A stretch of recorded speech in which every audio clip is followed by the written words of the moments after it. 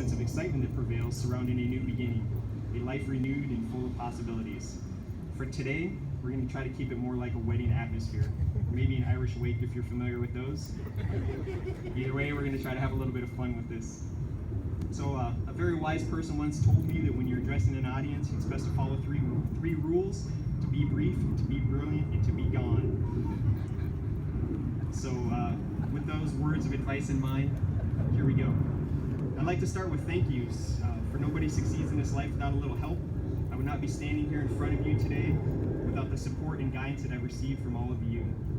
Captain Douglas, thank you for coming today. Your leadership principles of both a personal and a professional nature have had a deep impact on the way that I see the world and myself. And when I say that, I mean for the better. Thank you. Thank you for coming out today, Captain. Commander Kuhn, thank you for being here today, and thank you for the very kind words. I'll pay you after the reception. You've been both a friend and a mentor, and from the bottom of my heart, I truly thank you. Herb, who's not here, he's hopefully going to be here for the reception. Everyone remember Herb Knox, right? So I'm going to speak even though he's not here because I told him I would. He's my roommate and my friend. Quick sea story about Herb, if you've ever met him. I once told my daughter that if I ever found myself in trouble in a dark alley, I could count on one hand the number of people that I would trust to have my back, and Herb is at the top of that list. And she said, "Is that because he's so big?" I laughed and I said, "Well, yes, that definitely helps a bit, but it has more to do with the content of his character. Herb has left an indelible stamp on me. The kindness, caring, and conviction of who he is, veiled behind that rough exterior, is rare in this world. And the fact that he chooses to share it with the rest of us is our blessing. So thank you, Herb, and please relay that to him when you see him. You'll see him when he gets here. He's a really big guy." We're going to break out and freelance a little bit now. I'd like to thank some of the other folks that are here. Team Dewey. A lot of people say we had great success there on Dewey. I would say that it's largely because I stumbled into something wonderful. I couldn't have asked for a better situation for my last seagoing command. You guys amaze me on a daily basis. I love that you guys still hang out together. It truly was a family type atmosphere. I hope I contributed in some small amount to your professional and personal development because I know you all contributed a huge amount to mine. For some of the officers on board Dewey, specifically the female officers, the Beccas, the Chelseas, who else is here today? Iris.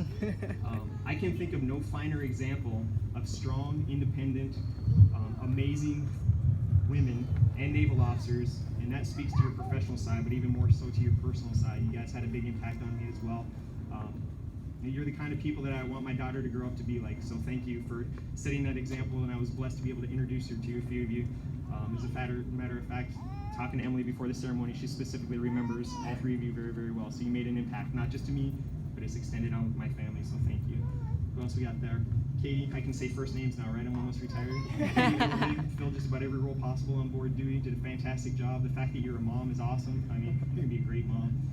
Kelly McLean, Senior McLean back there, the friend that we both needed down in radio when crap hit the fan. And everybody knows radio's not an exact science, but we spend many an hour down there commiserating, pulling our hair out. As you can see, most of mine didn't grow back, but Kelly, thank you for all the support, the calm, cool, collected demeanor you had down there in radio. I'm probably going to miss some people here. Jamie, I forgot Jamie. Jamie and I were stationed together on board USS Rents. Funny side story, I promise I'll be brief after this, but after I came off of my cruiser, I had a 2-year sea duty to do again, and I thought, you know what, I'll go do a frigate. If it sucks, I won't be there for very long, but I got to go try this. And Jamie was a big part of keeping me sane there. Another fantastic woman, great role model, great mom, great person, and I'm really excited that you're here today. Spaywar, Team Spaywar over here. Fantastic that you guys are here today too. For most of you, you realize that I extended about almost a year on sea duty to get to Spaywar, and everyone said, be careful, don't drink the punch. Don't drink the punch when you get to Spaywar. But being an emo and being on the receiving side of so many Spaywar products for so many years, I really wanted to take a peek behind the curtain and see how a bill becomes a law, so to speak. And I was dumbfounded about how much I didn't know that happens before the gear gets to the ship. And a testimony to the professionalism and to the fantastically smart folks over there at Spaywar, the John Vilars, Robert Valdez, Tony Ramos, Dwayne with his leadership from the front, putting these programs on ships and sending them over the horizon to fight the good fight. It's work that matters. These guys will continue to do that work for years to come, long after we're all retired. So thank you for your service to the country. Thank you for the service to Spaywar. All right, apologize if I missed anyone. Mac and Rose, we'll get to you guys here in a second. We're going to get back on script before I start getting a little long in the tooth. Anna, as a Navy wife, you know firsthand how tough this life can be, and even still, your love and support has never faltered. You have always been there selflessly for all of us, and I thank you for that. Rob and Joe, where's Rob and Joe? My brothers, you guys have no idea how much respect I have for you, even though you were incredibly mean to me as a child. Yeah, I can say that now because you guys have to sit there and take it. I'll pay for it later. On a more serious note, you guys chose a tough and winding road through this life. You have both fought back literally from the brink of death to be sitting here with all of us today, leading happy and successful lives. Your stories are remarkable, and your strength and resiliency are amazing, and I'm incredibly proud of both of you. So thank you for being here today. Emily, my daughter. I've been called many things over the last 26 years. Some of them nice, some of them not so nice. I've gone by many titles: recruit, petty officer, chief, sir, EMO. But you get to call me my very favorite title, and that's Dad. You're the most amazing and beautiful thing that's ever happened to me, and I want there to be no doubt in your mind about that. Hear that, Kyle? For those of you who don't know, Kyle is Emily's boyfriend, and he's here with us today. He's a good guy, so don't give him too much grief, but as a dad, I have to get that jab in there. Getting to be your dad, well, that's just about the best and most important job that I could ever have, and I thank you for being you. Truly amazing both inside and out. I know that you've had to make some sacrifices that most other kids don't, but you have always handled them with both strength and grace beyond your years, so thank you. Nicole. Yeah. There you are. Easy to find, not just because you're in the front row, but because you and Emily are always the prettiest girls in the room. Yeah, we'll wait for the news. And it's true, too.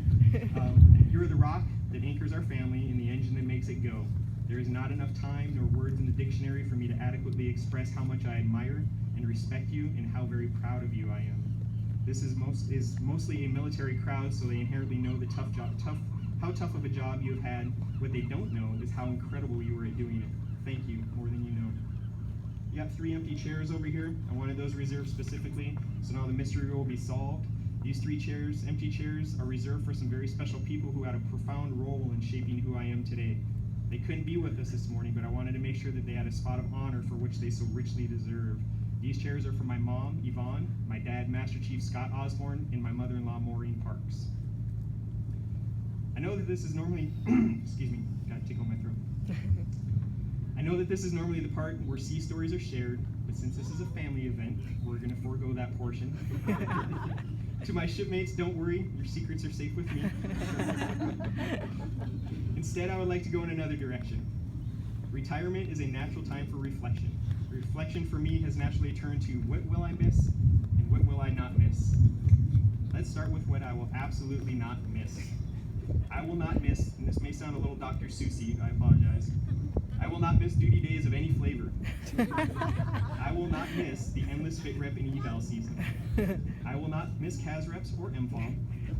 I will not miss those 0300 calls about equipment casualties after coming off the 22-2 watch. I will not miss CSMP scrubs nor 3M of any kind. I will not miss missing holidays or important family milestones. I will not miss the distinct sound of my rack curtains being pulled open. Anyone that has heard that noise knows it very well. Sometimes followed by, "Sir, there's been a catastrophe."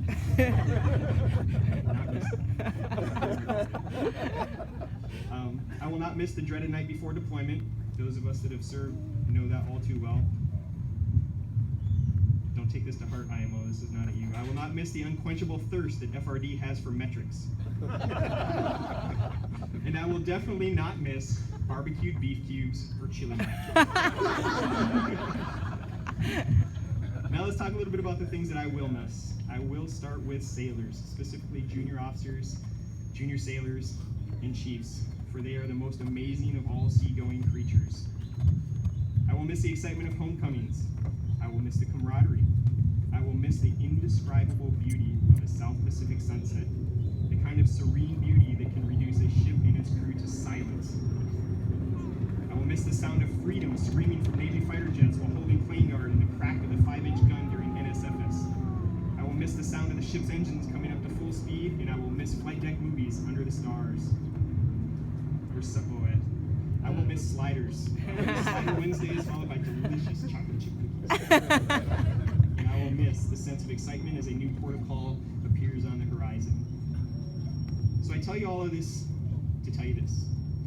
I want you to know the value of things. That is to say, recognize the moments. When we're all old and gray, we won't remember the things. We will remember the moments. Those special parts of our lives that give them meaning. I challenge each and every one of you to take time each and every day to appreciate those moments. The friendships, the love in all of its forms, new experiences, joy, sorrow, happiness. They are all important components that make up the most important parts of who we are. And if you don't take the time every single day to slow down and know the value of those moments, you're missing out on the most important part of your brief time here on this planet. Today I pass the torch to the next generation of warriors, and I say that with the utmost of respect. Some of these men and women are sitting here with you today, and I know that we are all in very capable hands. As I embark on this next new and exciting chapter of my life, you may be wondering, what is his mindset? What is he thinking? So I will leave you with this, one of my favorite lines from a poem. And yet the menace of the years finds and shall find me unafraid. I am the master of my fate. I am the captain of my soul. Friends, family, shipmates. It's been real.